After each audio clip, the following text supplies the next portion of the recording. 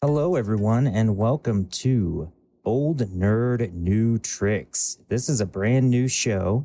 It is a guide to D&D, and I'm joined today by the Old Man Nerd. Yeah, you heard me.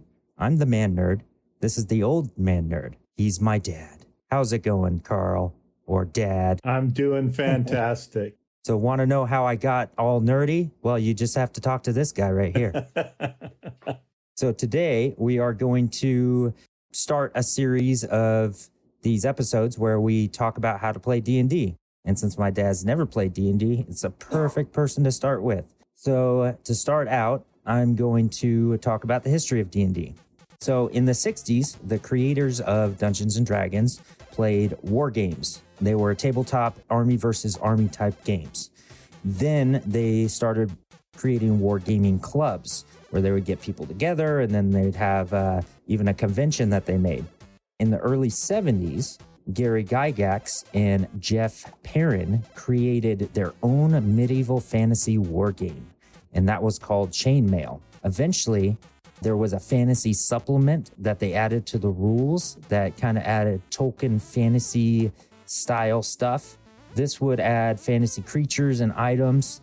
The first edition of Chainmail Fantasy Supplement added such concepts as elementals, magic swords, spells like Fireball and Lightning Bolt. Then from there, the first iteration of Dungeons & Dragons was created by Gary Gygax and Dave Arneson. They created a game that was not army against army, but a hero character that is controlled by a player, and the storyteller runs the game.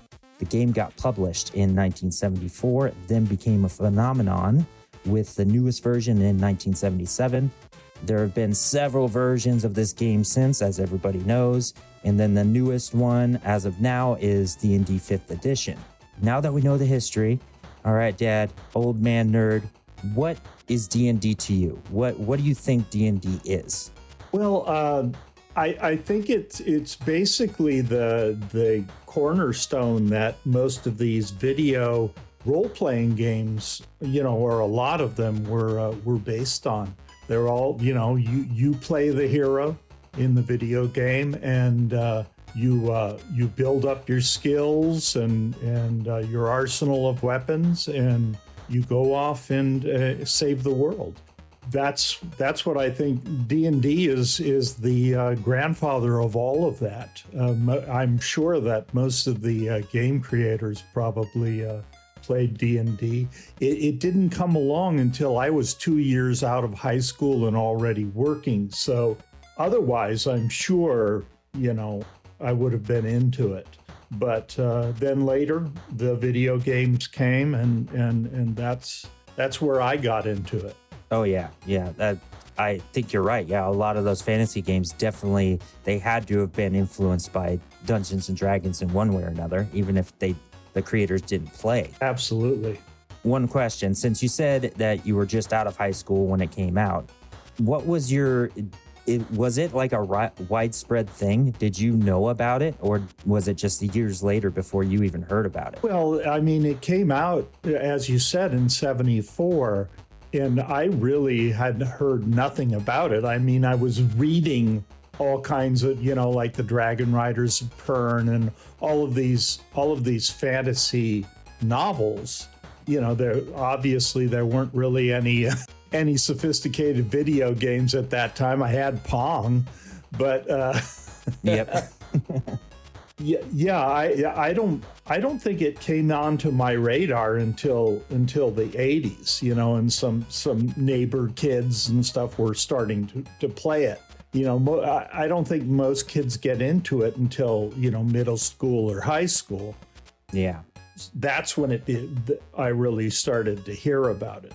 But in 74, I think it was just a very limited market, Yeah, and like you said, in the 80s, that's when I started. Well, of course, I am an 80s kid when it comes down to it. But yeah. when I see, pop culture movies and then, listen to other people, that's when I feel like it really became a thing. In the 80s, that's when the kids started playing it. And then that's when it started to grow into, what it is today. Absolutely. Now, One question before we get into some basics on D&D. When you think of D&D right now, what comes to mind? Do you just picture dragons? Do you picture role-playing? Do you just picture the fantasy games that you like? What do you picture? To me, I picture just really cool stories, heroes going out in the world and trying to save the damsels in distress. All right, that is a good way to start. So before we get into our character building, which is going to be today's, focus, let's go through a few elements of D&D. I'm just going to simplify everything here. I'm not an expert. I've only been playing D&D a while, so this is my viewpoint on it. I broke it down into certain things, just a few. The first one is the players. You can't have this game without the players. Right. The players create their character, not only what they do, but who they are, where they came from. That's like one of the principal things. You get to be somebody else or yourself. Who knows? You can create a character however you want. But the freedom of that is just amazing. I already know the answer to this, but you already have kind of an idea of what you want your character to be. Yes, I do. I was thinking of somebody kind of on the fringes. He's not really accepted in society. Initially I was thinking of a human character, but you don't really get as looking at the D&D site, you don't get so much variety with that. So I was thinking maybe half human, half orc, because he'd be really strong, and that's the profession that he's doing, 5 days a week is a hod carrier. So he'd be perfect for that because he can carry a lot. Oh, good. I'm glad you said that, because what you did there, trying to find a class that works with your idea, is one of the main things you want to think about when you're building a character. So we don't even have to talk about that later since you already figured that out. So that's a good thing to think about. You go through the classes, see what kind of meshes with what you're looking to do, who you think that your character is. So that is perfect. Now, moving on from the players element, the storyteller. The storyteller is the dungeon master, also known as the DM, or in other platforms, the GM. They direct the game, the story, and the flow. They usually come up with the entire story, but they're basically a storyteller and a referee for the game. They tell you what you can and can't do, tell you the rules, all that stuff. And sometimes bend or break the rules. Depends on how much fun they want to have or how much they want to make the players mad. So when you think of the DM, what do you think they do other than what I just told you? Well, as you said, they are the storyteller. The world is in their head, and they put it out there for the characters to live in the world, but as a character, you're living in their head. So they're the ultimate, they're God. Yep. That's what we call our DM, God. Yeah. He doesn't like it. So the next element of this, of course, is the story itself. So every story is different.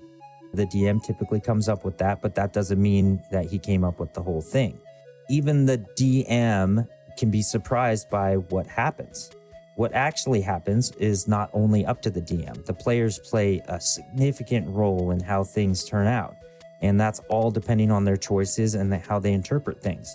They can completely make decisions that the DM does not know they were going to do. And the DM just has to create things right off the bat to make that work. And that probably changes the story quite a bit. So that's something to keep in mind, because these games can just be really crazy unless the DM, forces the group to go certain ways, which they can, because if you have an imagination, you can do whatever you want. But the freedom of being able to make whatever you want as a player happen is pretty amazing. Yeah, I think it seems to me like, as a moderator, you have to kind of keep people on track, because, otherwise it's like a conversation. If everybody's talking at once, you never finish the conversation. It just goes in a million different directions. So it's important that you have a a dungeon master that's got a strong personality and can kind of keep people on the right track. Yep. Yeah, that is very important. Now, moving away from the story itself, just my last element, I know there's more, but basic element is the group itself.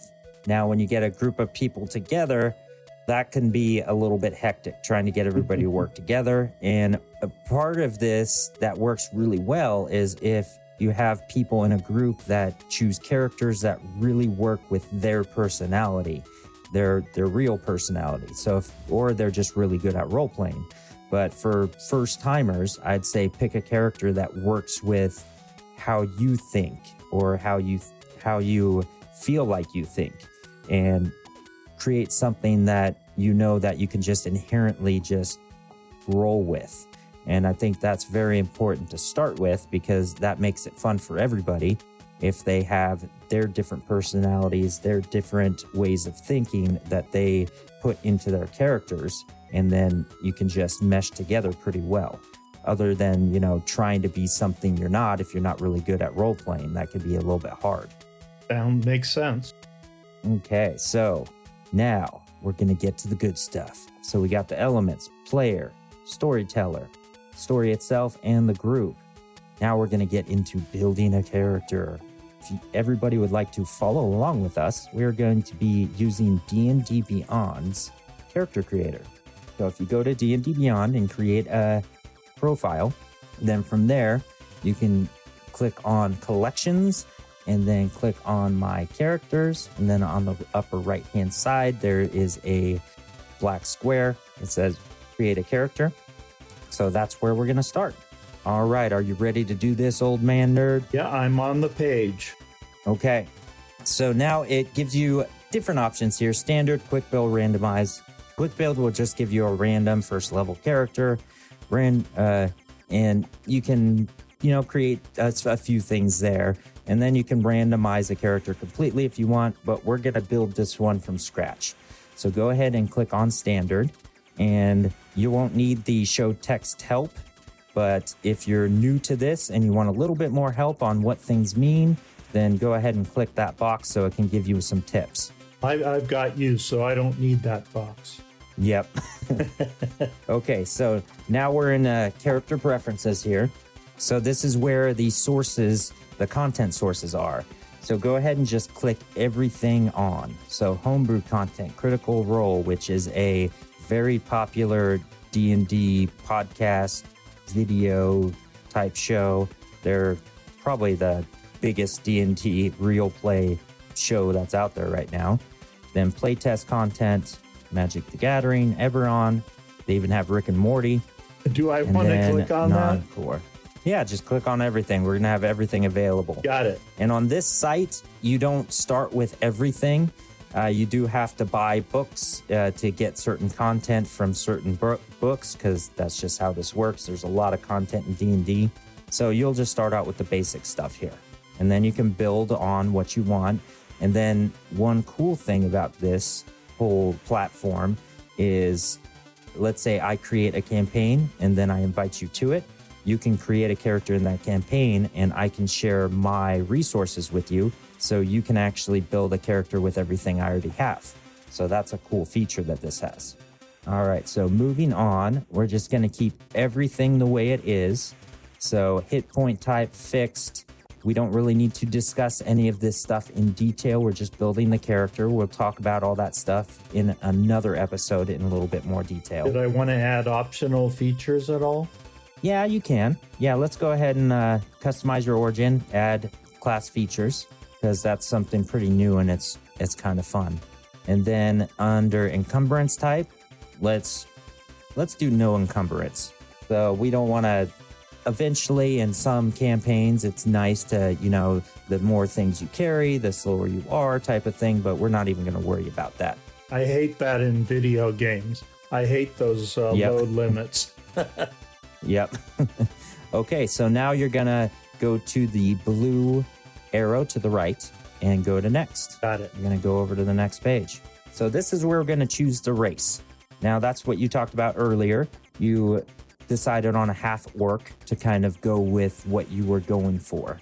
So there's tons of options here, lots of different races that you can go with. And there's a bunch of sub races in those races as well. So you could just go see what they say, see what kind of advantages they have, what their backgrounds are, and then pick what works better for your character that you have in mind.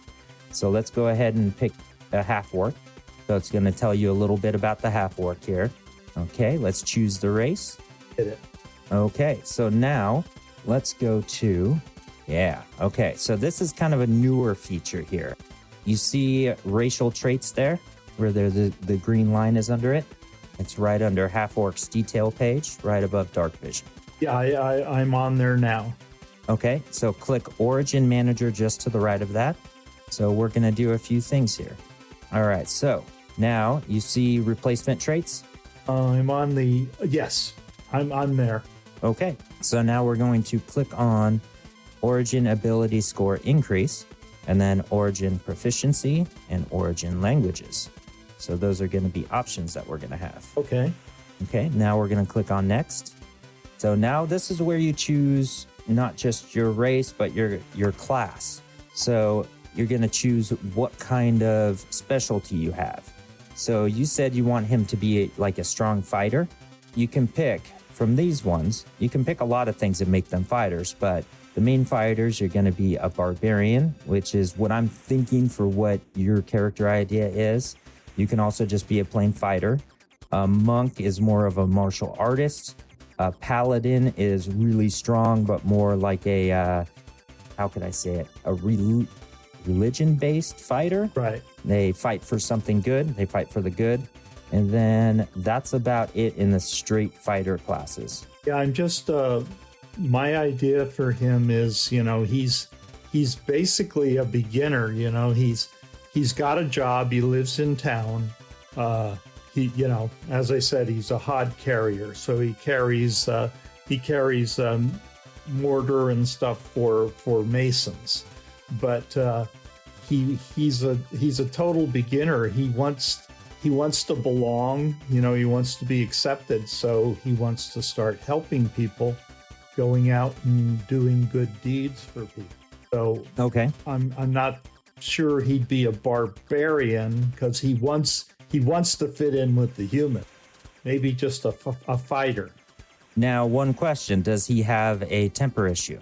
I don't see him as having one. No. Okay, because the barbarians have this thing called rage that you can go into, and it creates certain effects. So we'll go straight with fighter on this one based on your idea. So let's click on fighter, add class. Got it. Okay, so now this is where we get to pick a few things with the fighter on level 1, or you can upgrade your levels. So if you see you're on level 1 right now, we're going to keep it on level 1 because we're just going to create a level 1 character here. Cool. So on the hit points part, you don't have to really do anything. We have it set to fixed, so it's automatically going to give you your hit points, which is your health. And as you level up, you get more health.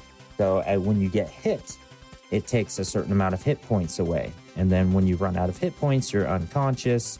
When you get a negative amount of hit points that equals your hit points, like let's say your hit points are 10, and then you get negative 10, then you are dead forever. You're dead.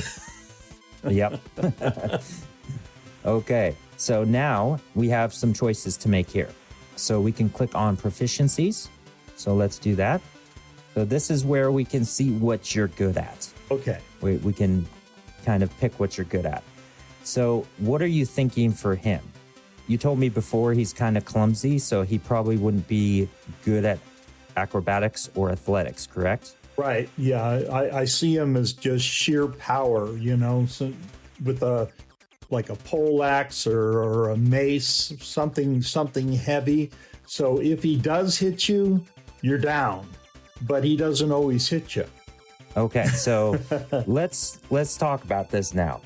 What other things do you think he's good at? So we're going to scratch acrobatics and athletics, and maybe he'll grow on that. Maybe he'll get better on that as he levels up.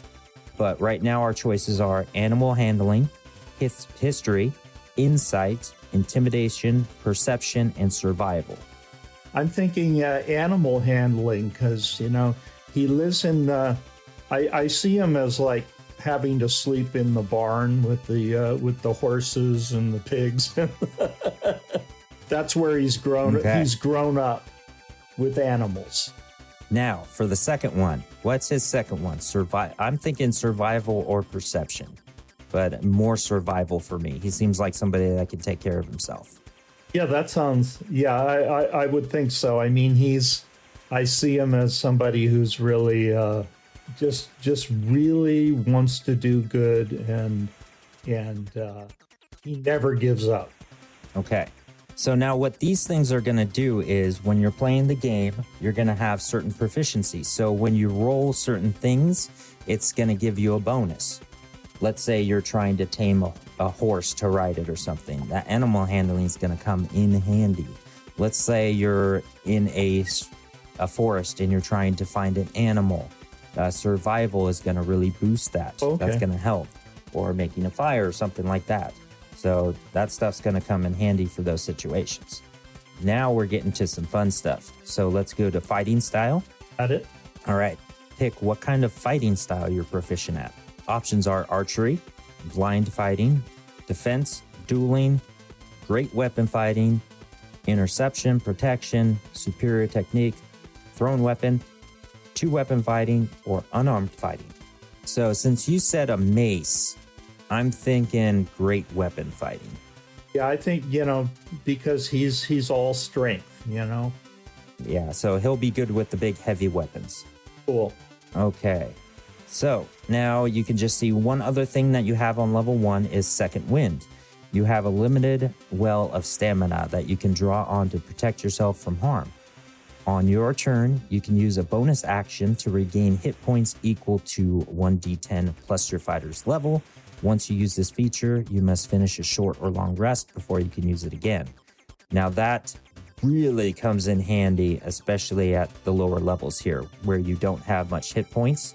So that's going to help you out a lot. So if you run low on hit points, your health, then you're going to be able to use that as a bonus action. So when you're performing something like you're hitting somebody, and then as a bonus action on that same turn, you can get some life back. So that's pretty cool. Cool. All right, so now let's pick next here. Now this is going to be our ability scores.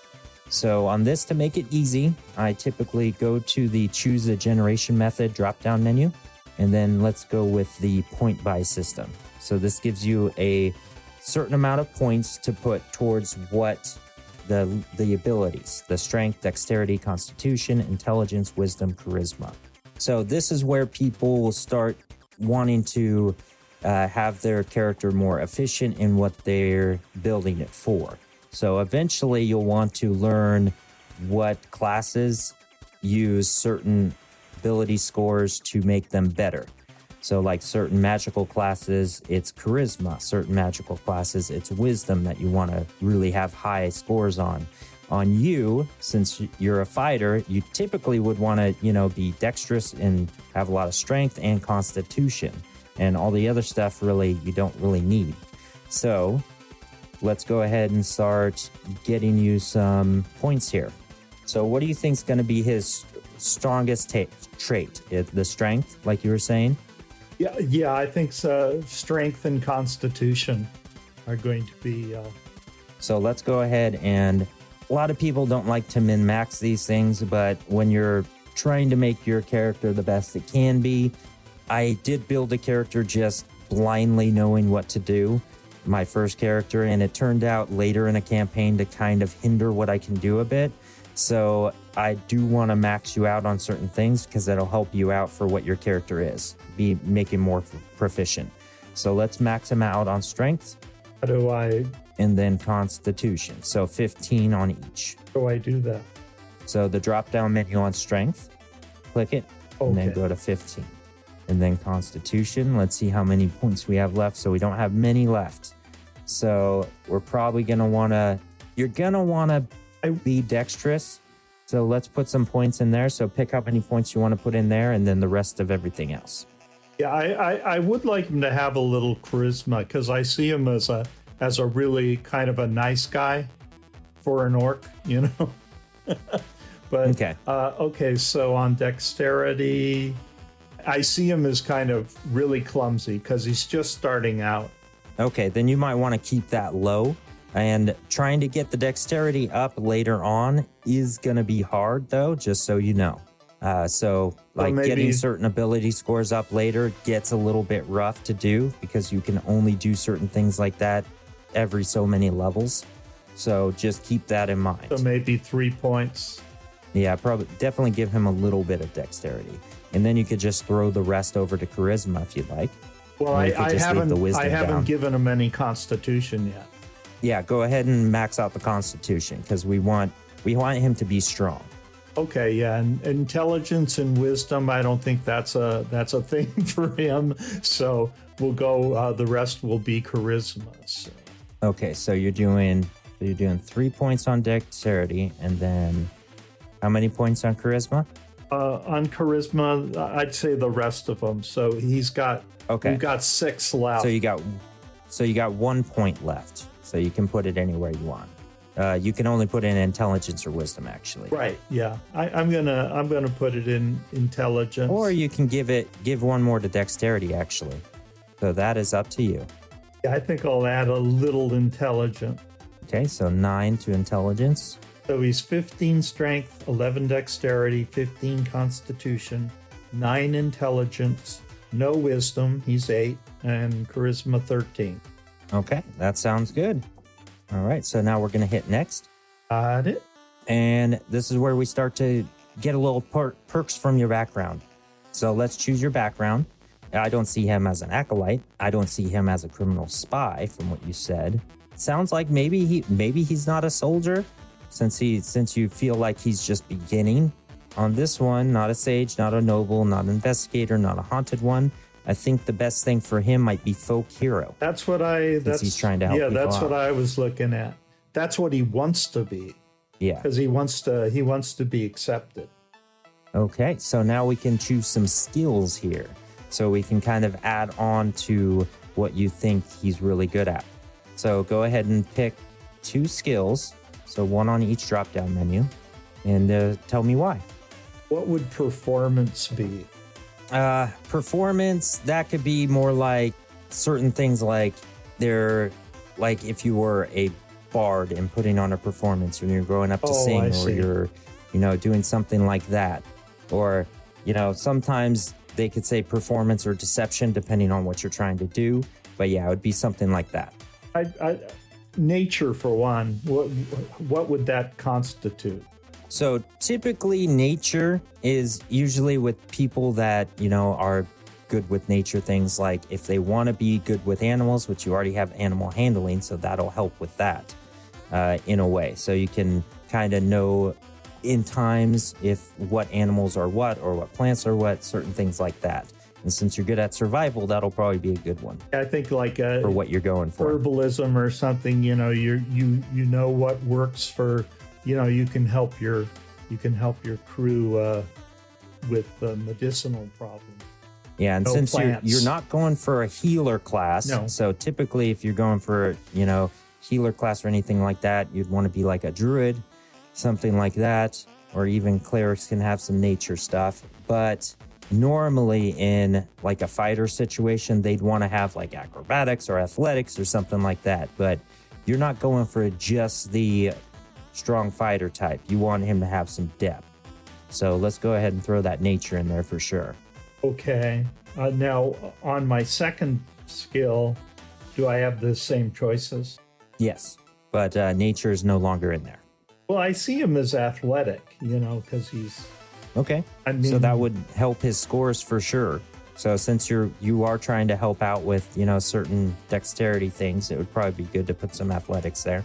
Because he's really strong, and, he's got a good constitution.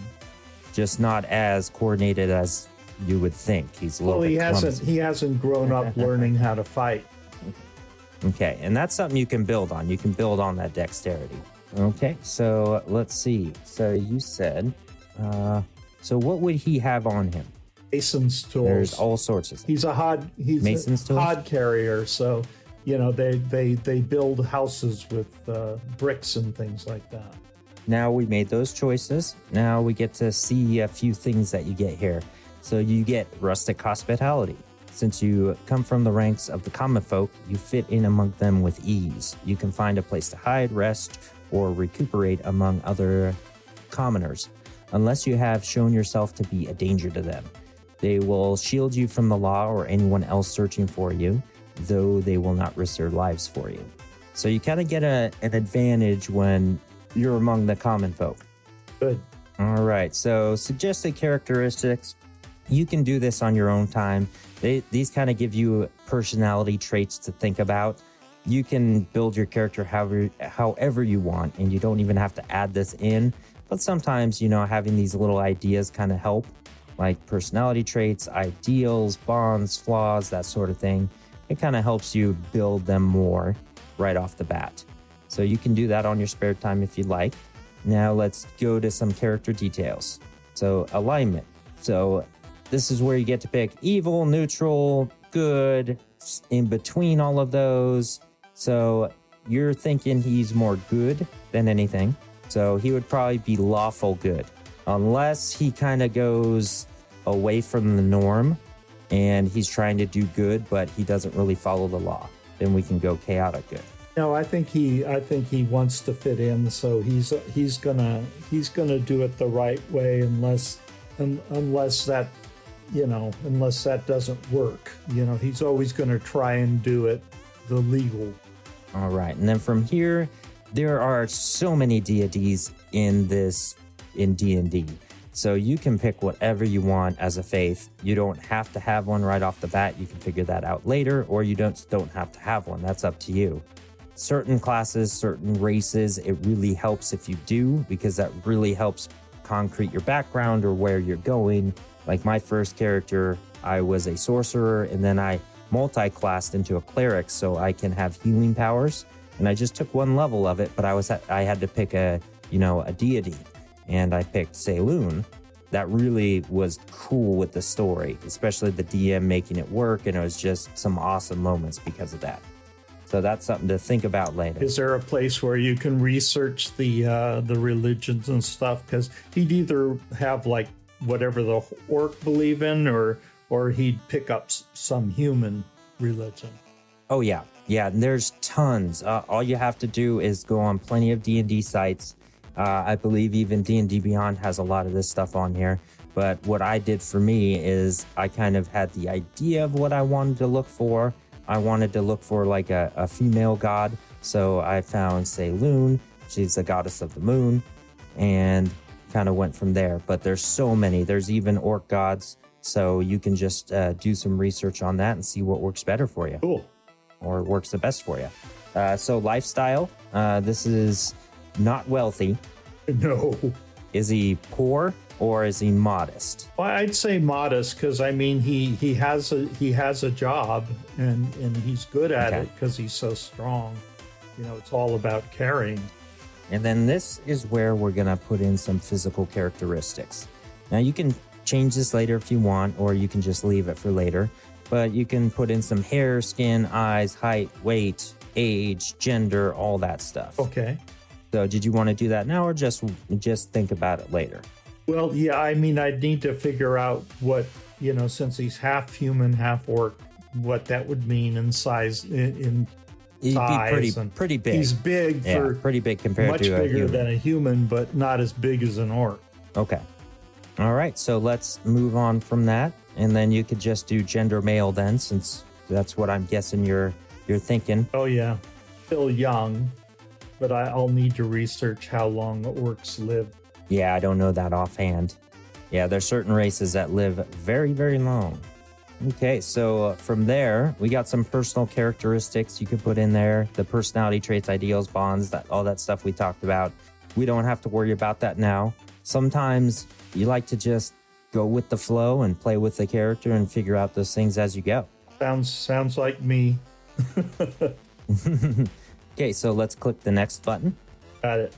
Let's get you some starting equipment. Click on starting equipment, or it's already clicked on, and then choose equipment, not gold. It says choose equipment or gold. We'll choose equipment.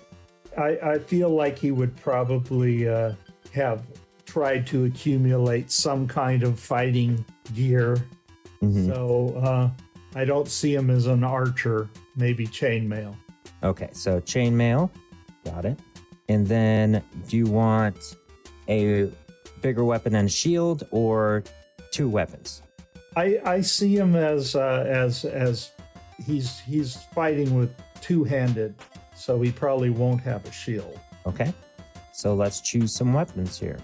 A martial weapon would that fit into the heavy weapons class? Yeah, that's going to be a bigger weapon. So you're thinking a maul? Were you thinking a maul? Maul or great at? Well, no, I see him more as a blunt instrument. So yeah, like a maul or a warhammer maybe. Okay, yeah, that would be good. So let's click on a warhammer. Those are two-handed. And then pick two-handed, right? Let's see here. So you can look this stuff up. Yeah, it's versatile, so it's not specifically a two-handed weapon. It's one-handed. So you're good. So you can have 2 of those if you want, or 1 warhammer or 1 something else. Martial weapons. Say 2 warhammers. All right, so we going with 2 warhammers there? Got it. Yes. Okay. All right, so now you're going to want something that you can, shoot. So a crossbow would probably be good since he's not really an archer, but you want something with some distance. So a light crossbow would probably be good. You can throw hand axes, but once you throw them, you have to go get them to throw them again. So that's one of those things that you want to take into account there. It's really good to have some distance sometimes. Okay. Yeah, I doubt he's going to be very good at it, but yeah, we'll go with that. Okay. And now a Dungeoneer's pack or an Explorer's pack? I see him more as an Explorer's pack. So he's going to be, out for days at a time, not really trudging through dungeons or anything like that, just out in the world. Well, then that fits into the survival skill. Yep. Okay, so he's going to get a backpack, a bedroll, a mess kit, tinderbox, torches, 10 days of rations, water skin. And a lot of DMs don't really make you eat or drink regularly and keep rations, so that's really up to the DM. But on your first go, it's probably not a good idea to put that in as a requirement because then you're just thinking about way too many things at once. But eventually it's a good challenge to have. I hate that in the RPG video games, because you always end up, you don't have time to follow the storyline because you're always dying from starvation or thirst. Yep. I hate that. Okay, so now we can pick folk hero starting equipment. We already picked the Mason's tools. Now, what else do you want? What do you think he'll be good at? Do you think he brews his own ale? He can have some brewer's supplies. Do you think he makes maps? He could be a cartographer's tools. What are you thinking? Is he a good cook? I'd say, being a tradesperson, he's probably good at other things. I see him maybe tinkers, like he can fix things. Okay. All right. And do you want him to start out with the shovel, iron pot, common clothes? You definitely want him to start out with clothes. and then you could have some gold some gold pieces. Okay. Some 10 gold pieces to start with. That sounds good. Okay. Go to next. So you have all of that stuff now. Cool. I'm rich. Now we're at the end. Now just go to view character sheet. All right. So now that we have the character made, we've got our character sheet up. Our next episode, we're going to go about how to read this thing. So we'll go a little bit in depth on everything here and what you're going to need to know before you play. Now, don't go crazy on knowing everything right off the bat. There is a lot in character sheets with D&D, especially in here, because there's so many different things you can do. So we'll just go piece by piece, and then anything else you need to know, you can figure out from your DM while you're playing. So this was a good episode. Did you have fun creating your fighter who's clumsy? I did. I'm almost starting to get a picture of what he looks like in my head. Awesome. All right. So till next time, I am the ManNerd, and I We'll be joined next time by Old Man Nerd. Oh, yeah. All right. See you later, everyone. I can't think of anything.